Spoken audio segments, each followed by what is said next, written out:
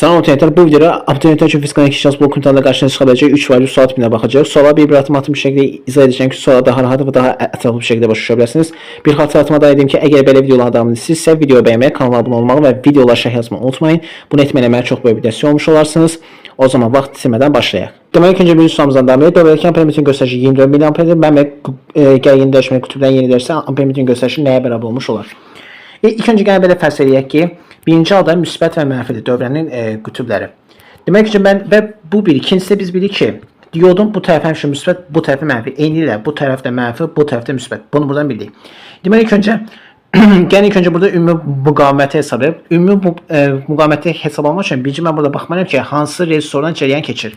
Burada görürəm ki, və burada da bir qayda var ki, əgər ki, diyodun belə deyim də, qütbün müsbət tərəfinə diyodun müsbət tərəfi, qütbün mənfi tərəfinə isə diyodun mənfi tərəfi uyğun gəlsə, onda deyə bilərəm ki, bu diyoddan cərəyan keçir. Yox, əgər diyodun müsbət tərəfinə diyodun mənfi tərəfi və diyodun da mənfi tərəfinə diyodun müsbət tərəfi uyğun gəlsə, yəni ekspressiz baş verirsə, onda bəlkə ki, burada diyoddan cərəyan keçmir.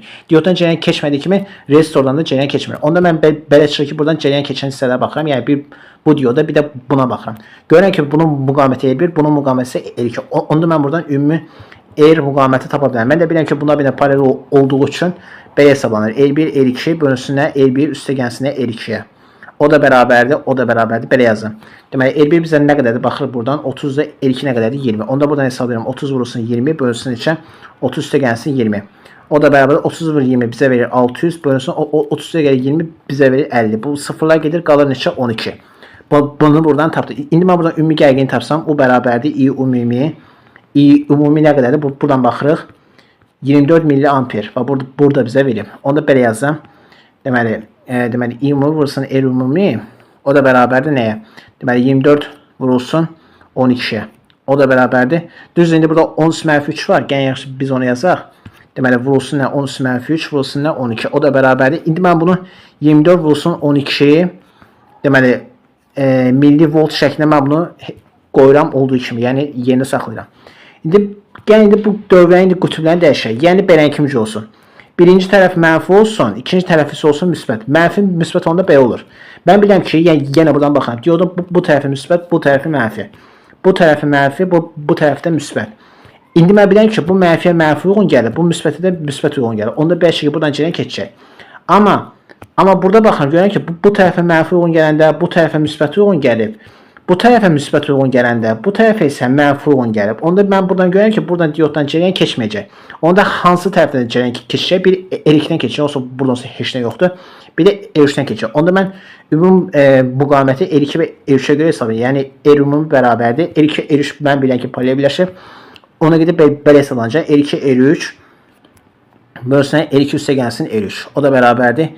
R2 nə qədərdir? Buradan baxırıq. R2 bizə verib 20. R3 nə qədərdir? 80. Onda belənki hesablayıram. Belənki hesablayıram. Deməli, 80 vurulsun 20 bölünsün 80 üstəgənsin 20. O da bərabərdir. Deməli, 80 20-yə vuran deyilir 1600 bölünsün nə? 1600 bölünsün 80 üstəgən 20, yəni 100. Sıfırlar buradan xısa gedir, qalır neçə? 16. İcə yaşadı. Daha doğrusu ümumi müqavimət 16. İndi mən buradan ümumi cərəyan şiddətini tapsam, çünki bizdən soruşaq ikinci halda. O bölünsün, olsa dəyişimi olduğu kimi qalır, bölünsün nə? R ümumi. Yəni ikinci halda olan müqavimət. O nə qədər idi? Biz buradan tapdıq. 12 vurulsun 24. Yeni yazım nə? 12 vurulsun neçə? 24. Bölünsün neçə? 16-ya. Bölünsün 16-ya. Bu arada burada milli olduğu üçün, millivolt olduğu üçün 10 üstü mənfi 3 də buraya yazam. 10 üstü mənfi 3. İndi mən buradan bilirəm ki, baxın, bu 16, bu 24, 8 xısa gedir. Burada qalır 2, burada qalır 3. 2 ilə də bu 12 xısa gedir. Burada qalır 6. 6-nı 3-ə vuranda nə qədər edir? 18. 18 olsun nə? 10 üstü mənfi 3. O da bərabərdir. 18 milliamper. Cavabımız olacaq nə? 18 milliamper. Buraya yazaq. Deməli, cavabımız olacaq nə? Cavabımız olacaq 18 milliamper. İndiki növbəti sualımıza. Sonraki sualımızın ikinci sualında və elektrolit məhlulu olan vanalar azıca birləşmişdir. Birinci vanada natrium klorid, digərində gümüş NO3 vardır. Elektrolit zamanı birinci vanada 11.5 qram natrium alınır bilər. İkinci vanada ayrılan gümüşün kütləsində hesablayın. Biz ilk öncəyə gəlin elektrolit üçün bu düstur yazar. M bərabərdir K2 düsturu. İndi K-nın belə bir düsturu var. M bölünsün. Deməli, N, yəni NA vurulsun, M vurulsun, Y. İndi mən bu düsturu indi buraya yazdım. Olur nə? Deməli, M bölünsün, NA, yəni Avogadro vurulsun, N, yəni konsentrasiya vurulsun, Y, yəni elementar yük vurulsun, Q. İndi bizə burada şərtli ilk öncə bizə verib ki, şərtli bizə verib ki, bu deyir ki, vanadir ardıcıl birləşmə. Ardıcıl birləşmə varsa, gəlin ki, mən burada ilk öncə bunu çəkeyim. Ardıcıl birləşmə əgər varsa, məsələn bu Q1 isə, bu da Q2 isə, ardıcıl birləşmədə biz bilirik ki, Q1 bərabərdir Q2, yəni yüklər birbirine bərabər olur. O da bərabərdir Q-yə, o da bərabər nəyə? Konstantdır. Bunu buradan bildim. Yəni qısaca burada nə? Q burada dəyişim olduğu kimi qalır. İndi mən bunlara baxım. Görürəm ki, NA nədə? Avogadro dedi. Yəni NA bərabərdir 6 bura 10 üstü 23. Bu qiymət dəyişimi olduğu kimi qalır. Y də nədir? Elementar yük. O nəyə bərabərdir? Y bərabərdir 1.6 və 10 üstü - 19. Mən bilirəm ki, bu da dəyişmir, bu da olduğu kimi qalır. Deməli, mən buradan gördüm ki, baxın, bu dəyişmir, bu da dəyişmir. Bu da dəyişmir, bu da dəyişmir. Hə bir də burada N konsentrasiyadır, N burada vanitlik gedir uşaqlar. Vanitliyə də biz burada baxanda görürük ki, gümüşün vanitliyi də 1'dir. Çünki NO3 mənfi 1'dir. O da müsbətlə çarpazlaşdıranda 1 olur.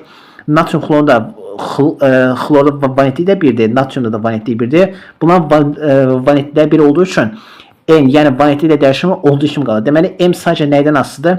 Böyük M, yəni molyar kütlədən. Onu mən belə bir şey yaza bilirəm. Belə yazdım. M2 bölünsün M1. Mən burada görürəm ki, kütlə molyar kütlədən düz asılıdır. Düz asılı olduğu üçün belə yazdım. M2 bölünsün M1 bərabər nəyə? Böyük M2 bölünsün böyük M1. İndi gəlin belə deyək. M2 nə olsun? M2 olsun nə? Natrium. Onu da mən ikinci yaza bilərəm. M natrium bölünsün nə? Deməli, M natrium bölünsün nə? M gümüş, deməli M gümüş bərabər nəyə? Böyük M natrium, böyük M natrium bölünsün nə? Böyük M gümüşə. Kiçik M natriumun kütləsi nə qədərdir? Buradan baxaq. Bizə deyir ki, 11.5 qramdır natrium alındığını deyə bilərik. Elektrozvanada natrium. Aha, deməli mən bura M-i yenidən nə yazıram? 11.5. 11.5 bölünsün bizdən M gümüşü soruşduğu üçün M gümüş olduğu kimi qalır. Bərabərdə nəyə?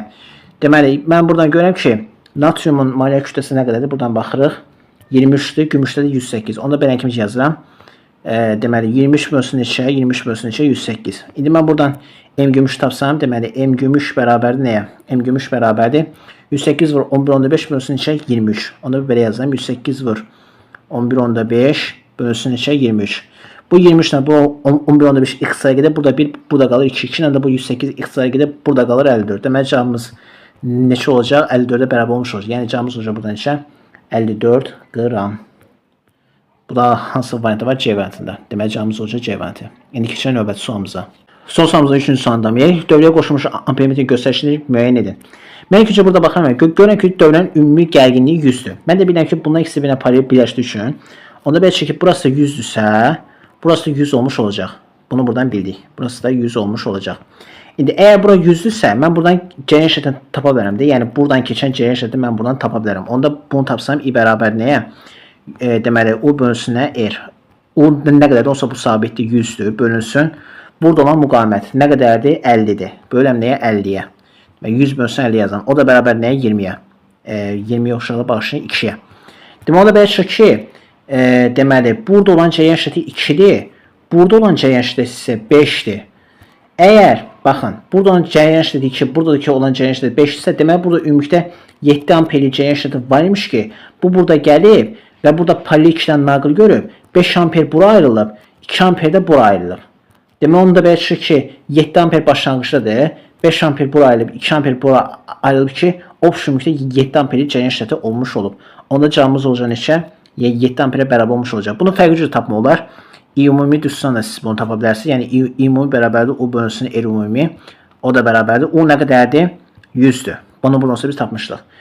Bu ümumi müqaviməti tapan nə edir? Görür ki, məsələn, burası 50 ohmdursa, burası nə qədərdir? 5 amper. İndi 100'ü 5'ə bölsək, bura nə qədər düşür? 20 ohm düşür. Burada 50'dir, burada da 20. Biz buradan ümumi müqaviməti tapa bilərik. Yəni paralel olduğu üçün L vuraq, daha doğrusu 50 vursun 20 bölsün 50 plus 20 düzsən biz bunu tapa bilərik. O da bərabərdir. Deməli 100 vuraq, 100 vuraq. 50 üstə gəlir 20, 70 yuxarı qalxır. Bölsün 50 vursun 100. Daha doğrusu 50 vursun 20. 50'də 20'yə vardı, bu da bizə verir neçə? 1000. Belə deyək.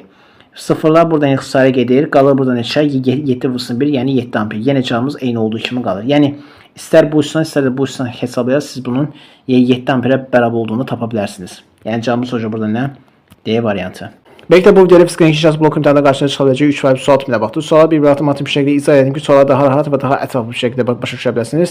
Ümid edirəm ki, bu video sizə çox faydalı oldu. Əgər belə videoların davamını istəyirsinizsə, videoyu bəyənməyi, kanala abunə olmağı və videolara şey yazmayı unutmayın. Bunu etməklə mənə çox böyük bir dəstək olmuş olarsınız. Hər birinizi çox sevirəm. Növbəti videolarda görüşənədək sağ olun, salamatçılıqla qalın.